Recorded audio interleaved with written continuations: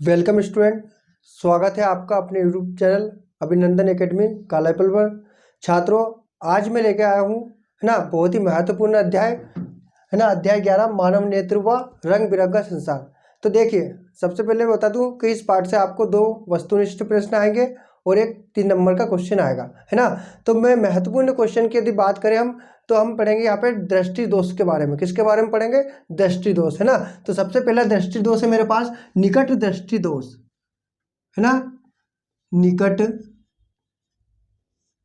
दृष्टि दोष। अब देखिए भैया, निकट दृष्टि दोष होता क्या है, बहुत ही आसान तरीके से हम इसको समझेंगे, है ना। तो देखिए, इसमें क्या होता है कि व्यक्ति को निकट की वस्तु तो क्या होती है, पास साफ दिखाई देती है, स्पष्ट दिखाई देती है, लेकिन दूर की वस्तुओं से स्पष्ट दिखाई नहीं देती। इस प्रकार से पीड़ित व्यक्ति जो दोष है वो क्या कहलाता है? निकट दृष्टि दोष कहलाता है। मतलब इस दोष में पीड़ित, इस दोष से पीड़ित व्यक्ति को पास की वस्तु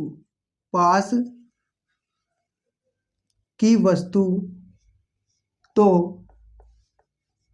स्पष्ट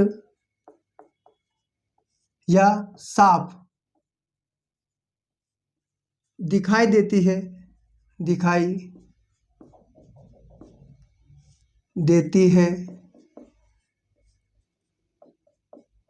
परंतु दूर की वस्तु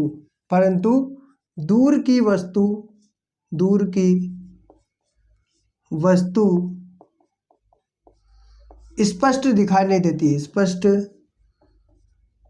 दिखाई नहीं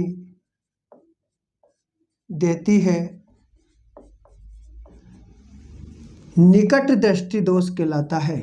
निकट दृष्टि दोष कहलाता है। किसे बोलते हैं भैया निकट दृष्टि दोष? तो बिल्कुल विपरीत है। मतलब निकट की वस्तु तो क्या कर रहा है, उसको साफ दिखाई दे रही है ना, पर लेकिन दूर स्थित वस्तु उसको साफ दिखाई नहीं देती है। इस प्रकार का दोष मेरा क्या कहलाता है? निकट दृष्टि दोष कहलाता है। मतलब इस दोष से पीड़ित व्यक्ति को, मनुष्य को पास की वस्तु तो स्पष्ट दिखाई देती है, लेकिन दूर स्थित वस्तु स्पष्ट दिखाई नहीं देती है। अब इसका कारण क्या है भैया? कारण क्या है? तो देखिए, कारण देखते हैं हम यहाँ पे।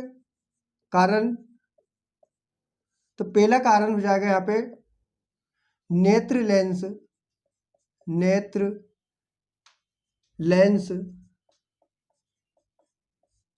व रेटिना के बीच की दूरी, नेत्र लेंस व रेटिना के बीच की दूरी का बढ़ना, है ना। पहला कारण क्या है कि भैया किस कारण से ये दोष होता है कि जो नेत्र लेंस है और जो रेटिना है उसके बीच की दूरी क्या है? बढ़ जाती है ना। दूसरा कारण क्या हो जाएगा यहाँ पे कि नेत्र लेंस की जो फोकस दूरी है, नेत्र लेंस की फोकस दूरी का कम होना, है ना। अब फोकस जानते हो, जैसे हम मान लीजिए हम कभी भैया टॉर्च लेने दुकान पे जाते हैं, है ना। तो दुकान वाले से क्या बोलते हैं? भैया अच्छी फोकस वाली बैटरी देना। क्यों? क्योंकि वो दूर का देख सके। तो यहाँ पे नेत्र लेंस की फोकस दूरी क्या हो रही है? कम हो रही है ना। हम उसे ऐसा क्यों बोलते हैं? क्योंकि हमें दूर का भी स्पष्ट दिखाई दे। जब नेत्र लेंस की फोकस दूरी कम होगी तो कौन सा दोष होगा? वो होगा निकट दृष्टि दोष, है ना। तो पहला कारण क्या है इसका भैया, इस दोष का, कि नेत्र लेंस व रेटिना के बीच की दूरी का बढ़ना, और दूसरा है नेत्र लेंस की फोकस दूरी का कम होना। ठीक है। फिर आता है इसका निवारण। किस प्रकार इस दोष का निवारण किया जा सकता है? निवारण, तो देखिए, निकट दृष्टि दोष के निवारण के लिए, निकट दृष्टि दोष के निवारण के लिए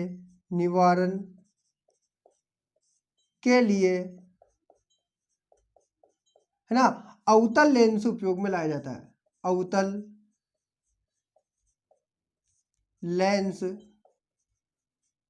उपयोग में लाया जाता है ना। तो देखिए इस दोष के निवारण के लिए हम कौन सा लेंस उपयोग में लाएंगे, अवतल लेंस। अब यहाँ से क्वेश्चन दो तीन प्रकार से बन सकते हैं, मतलब कंपटीशन वगैरह में क्वेश्चन पूछ सकता है भैया कि वह दोष जिसमें व्यक्ति को दूर की वस्तु स्पष्ट दिखाई देती है कहलाता है, तो क्या आ जाएगा हमारा निकट दृष्टि दोष, कि वह दोष जिसमें व्यक्ति को क्या आता है, दूर की वस्तु स्पष्ट दिखाई देती है। यह निकट दृष्टि दोष के किस दोष के निवारण के लिए, सॉरी निकट दृष्टि दोष के निवारण के लिए कौन से लेंस का उपयोग किया जाता है, तो उत्तर क्या जाएगा हमारा, अवतल लेंस है ना। इसके निवारण के लिए हम कौन सा लेंस का उपयोग करते हैं, अवतल लेंस का उपयोग करते हैं। कंपटीशन वगैरह में 10th लेवल में भी ये क्वेश्चन वो पूछ सकता है ना। फिर साथ में वो क्वेश्चन यहाँ से बना के पूछ सकता है कि भैया नेत्र लेंस की फोकस दूरी का कम होना, है ना, किस दोष का कारण है, किस दोष में हो रही है वो, निकट दृष्टि दोष में हो रही है ना। तो देखिए निकट दृष्टि दोष होता क्या है कि इस दोष से पीड़ित जो व्यक्ति है उसे, है ना, पास की वस्तु तो स्पष्ट दिखाई देती है लेकिन दूर की वस्तु स्पष्ट दिखाई नहीं देती है। इस प्रकार का दोष मेरा निकट दृष्टि दोष कहलाता है। कारण है उसका, कारण है नेत्र लेंस और जो रेटिना है उसके बीच की दूरी क्या है, बढ़ जाएगी, है ना। साथ में नेत्र लेंस की जो फोकस दूरी है वो क्या हो जाती है, कम हो जाती है ना। और निवारण क्या है, तो निकट दृष्टि दोष के निवारण के लिए हम अवतल लेंस का उपयोग करते हैं। ठीक है, फिर इसके बाद आता है यहाँ पे दृष्टि दोष में हम मेरा अगला दूर दृष्टि दोष। अगला दोष कौन सा है भैया, दूर दृष्टि दोष। देखिए बहुत आसान तरीके से इसको हम समझेंगे। दूर दृष्टि दोष, है ना। दूरदृष्टि दोष क्या है, तो इस दोष से पीड़ित, इस दोष से पीड़ित व्यक्ति को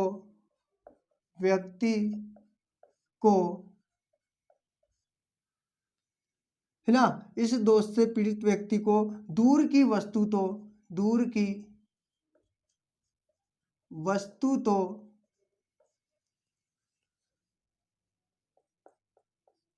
साफ दिखाई देती है, साफ दिखाई देती है, किंतु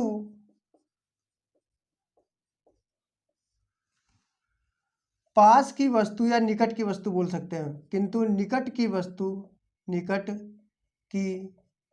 वस्तु साफ या स्पष्ट दिखाई नहीं देती है, या स्पष्ट दिखाई नहीं देती है, है ना। कौन सा दोष कहलाता है, दूरदृष्टि दोष कहलाता है। किसे बोलते भैया दूरदृष्टि दोष, तो बिल्कुल निकट दृष्टि दोष का विपरीत है। इसमें क्या होता है कि व्यक्ति को, है ना, दूर की वस्तु तो स्पष्ट दिखाई देती है लेकिन निकट की स्थित जो वस्तु है वो इसमें स्पष्ट या साफ दिखाई नहीं देती। इस प्रकार का दोष मेरा कहलाता है दूरदृष्टि दोष। मतलब इस दोष से पीड़ित मनुष्य को दूर की वस्तु साफ दिखाई देती है लेकिन निकट की वस्तु साफ दिखाई नहीं देती है। अब भैया कारण क्या है ना, तो हम कारण की बात करते हैं। देखिए कारण, देखिए पहला कारण हो जाएगा कि नेत्र लेंस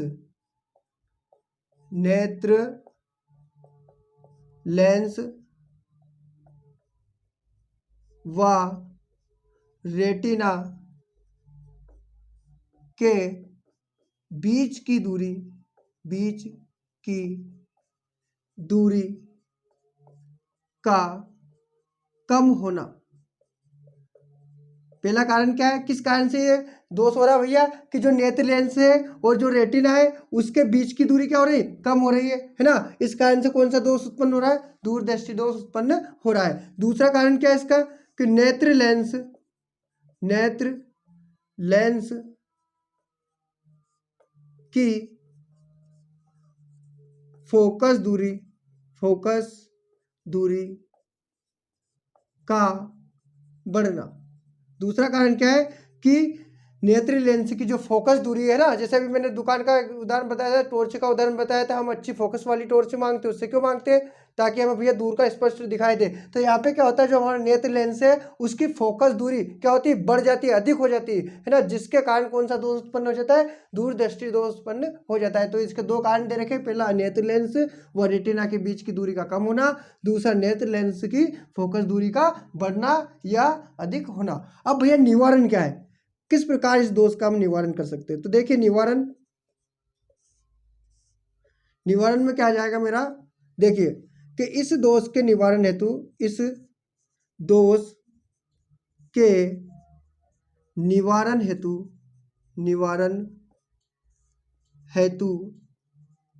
उत्तल लेंस उपयोग में लाया जाता है।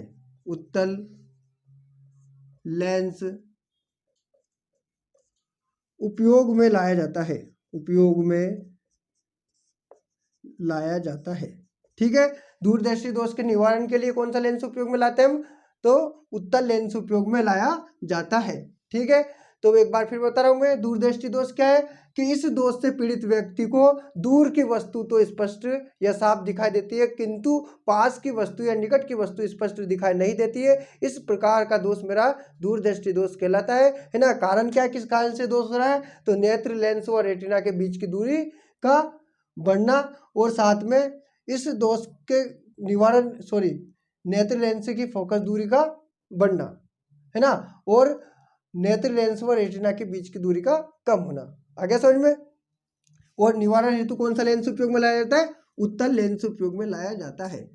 अब एग्जाम में क्वेश्चन किस प्रकार से आता है, वो पूछ सकता है भैया कि दूरदृष्टि दोष के निवारण हेतु, है ना, थोड़ा सा बता देता हूँ मैं, जो कंपटीशन एग्जाम में या 10th लेवल एग्जाम में जो क्वेश्चन पूछता है विकल्पिक बना के, वो किस प्रकार से पूछेगा, तो वो पूछ सकता है भैया कि निकट दृष्टि दोष के लिए कौन सा लेंस उपयोग में लाया जाता है। निकट दृष्टि दोष के लिए कौन सा लेंस उपयोग में लाया जाता है? तो वो है मेरा अवतल लेंस, अवतल लेंस।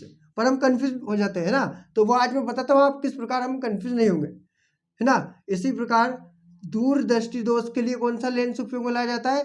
तो वो लाया जाता है उत्तल लेंस।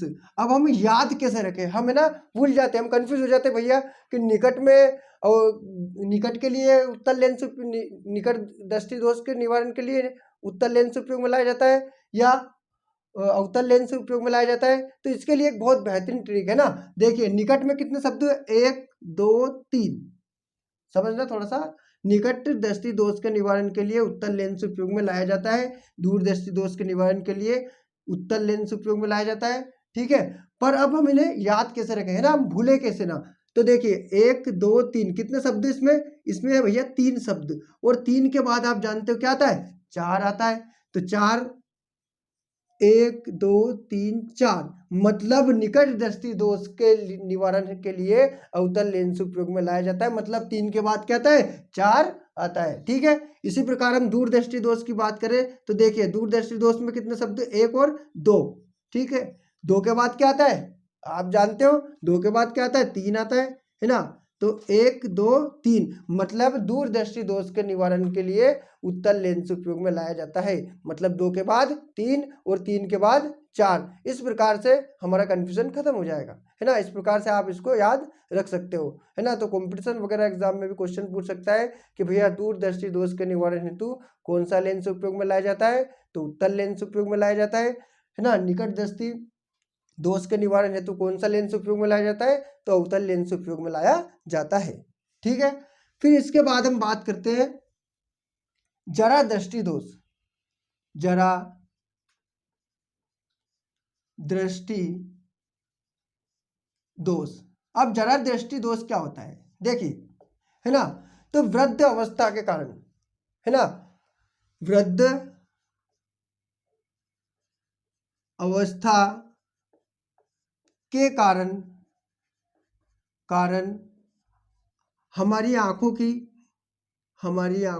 या वृद्ध अवस्था के कारण, है ना, हमारी आंखों की वृद्ध अवस्था के कारण हमारी आंखों की मांसपेशियां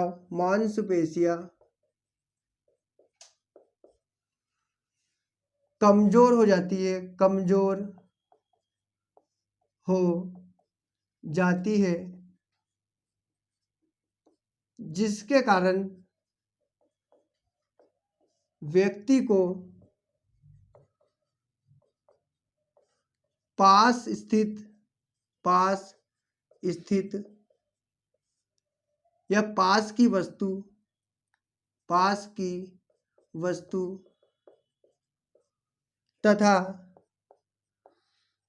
दूर की वस्तु स्पष्ट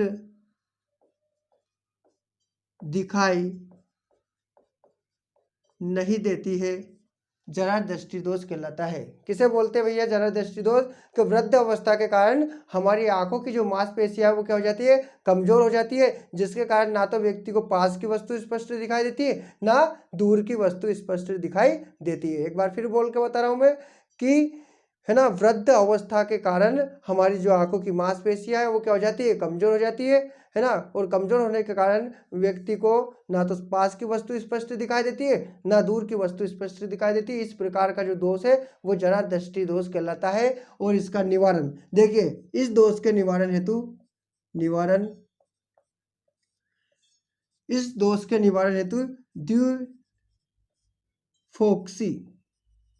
ड्यूफोक्सी लेंस का उपयोग किया जाता है। तो ये पूछ सकता है क्वेश्चन, है ना, क्वेश्चन ये वाला क्वेश्चन पूछ सकता है कि भैया ड्यूफोक्सी लेंस का उपयोग किस दोष के निवारण हेतु करते हैं? तो वो करते हैं हम किस दोष के लिए? जरा दृष्टि दोष के लिए। वो तीनों क्वेश्चन बहुत ही महत्वपूर्ण है एग्जाम की दृष्टि से, है ना, 3 नंबर में आपसे वो पूछ सकता है। हम अगले क्वेश्चन की बात करते हैं। अगला क्वेश्चन है मेरा प्रकाश का वर्ण विक्षेपण, है ना, बहुत ही महत्वपूर्ण क्वेश्चन है 10th लेवल के लिए, है ना, 10th क्लास के लिए बहुत ही महत्वपूर्ण क्वेश्चन है प्रकाश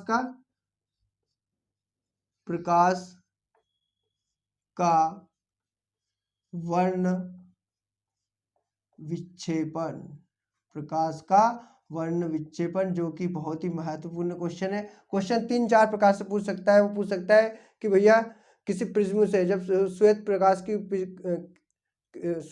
की किरण को जब किसी प्रिज्म से गुजारा जाता है तो क्या होता है ना, या प्रकाश के वर्ण विक्षेपण को साचित्र समझाइए। किसी प्रकार से मतलब आपसे घुमा फिरा के क्वेश्चन को पूछ सकता है। देखिए बहुत आसान तरीके से हम इसको समझेंगे।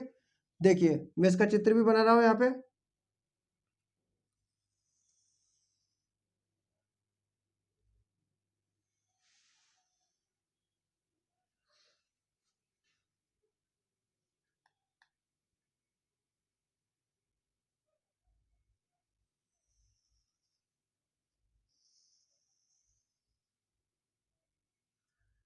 ये देखिए ये हो जाएगी क्या, सूर्य का प्रकाश। क्या हो गया, सूर्य का प्रकाश, है ना। ये क्या हो जाएगा मेरा प्रिज्म, कांच का प्रिज्म, इसको क्या नाम दे दिया मैंने, प्रिज्म, है ना। और यहाँ पे क्या आ जाएगा, सूर्य का प्रकाश, सूर्य का प्रकाश।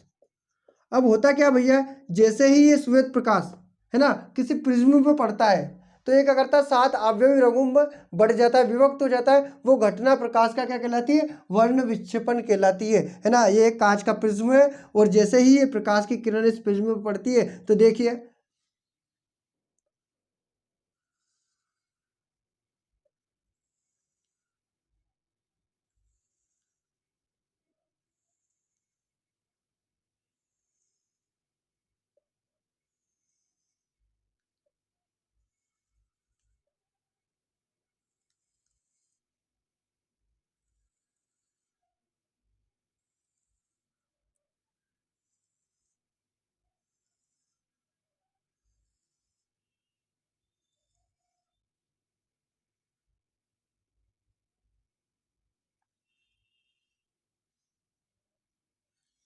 है ना, ये पर्दे पे इस प्रकार से प्राप्त होगा। देखिए तो प्रकाश का वर्ण विक्षेपण होता क्या, पहले इसके बारे में थोड़ा सा बता दूं, है ना। ये चित्र इसका कंप्लीट हो गया है ना, बस नाम लिखने बाकी है। देखिए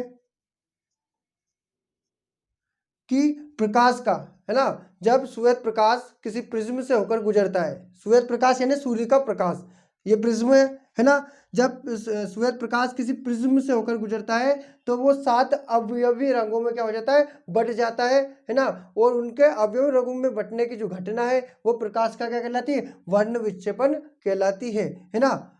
किस प्रकार से बटेगा है, बैगनी रंग है ना। इसको याद रखने की एक ट्रिक और है, बेजानी होपी नाला, बेजानी हॉपी नाला